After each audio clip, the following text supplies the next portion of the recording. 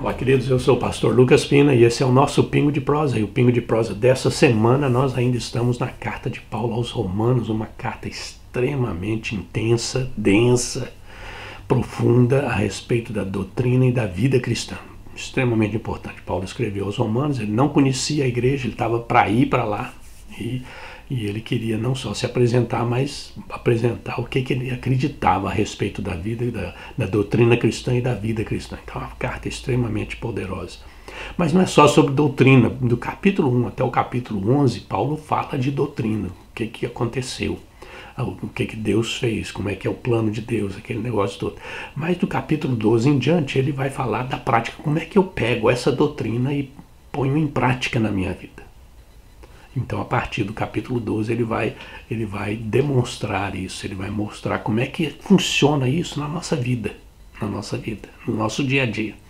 Então, é extremamente importante isso. E antes de ler o versículo de hoje para você, eu gostaria de incentivar você a se inscrever no nosso canal e a compartilhar esse vídeo com os teus amigos, teus familiares, o pessoal lá da igreja, e ajudar a gente a abençoar outras pessoas. Versículo de hoje, olha só, capítulo 12, versículo 2.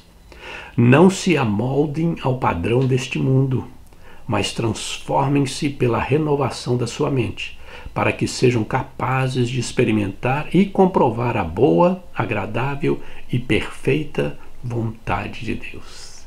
É interessante que esse versículo aqui, eu uso uma versão, alguém esses dias para trás perguntou a respeito da minha versão, eu uso a versão da nova versão, New International Version, que é uma inglês em português, né? Então porque eu faço esse vídeo em inglês e português, então eu uso essa versão aqui, que de vez em quando ela fala, olha, é diferente, eu nunca vi essa maneira de expressar esse versículo, né? Que a gente memoriza em outras versões, aí quando olha, fala, olha, mas a ideia está certa, não se amoldem ao padrão deste mundo, é isso que Paulo está falando.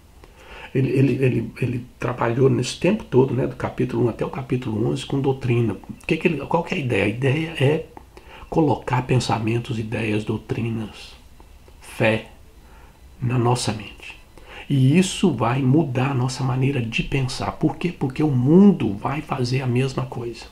O mundo vai tentar ditar para você o que é certo, o que é errado, o que você tem que fazer, como é que você tem que falar, como é que você tem que vestir, como é que você tem que se comportar, como é que você tem que acreditar, o que você pode acreditar, o que não pode acreditar, o que você pode fazer, o que você não pode fazer. O mundo vai tentar ditar para você isso.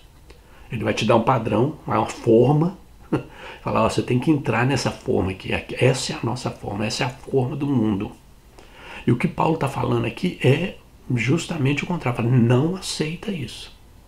Você precisa renovar a sua mente. É por isso que ele encheu, de capítulo 1 até o 11, de doutrina. Você precisa encher a tua cabeça da palavra de Deus e renovar a tua mente, para que você não se molde às coisas do mundo. Só assim você vai poder experimentar a vontade de Deus, que é boa, perfeita e agradável. Só desse jeito você vai fazer isso. É extremamente importante que nós aprendamos isso. Que o mundo está tentando, através de tudo que eles podem, livro, vídeo, internet, tudo, eles estão tentando de tudo para moldar a gente.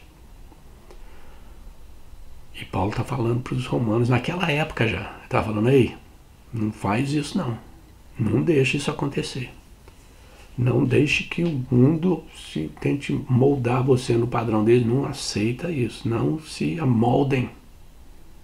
Não aceitem esse padrão, mas transforme na mente que acontece a transformação. É por isso que Paulo escreve 11 capítulos para encher a mente deles da doutrina cristã, de Deus, da palavra de Deus. Fala, olha, não deixe, eles vão falar coisas para você, isso aí não é verdade, não funciona.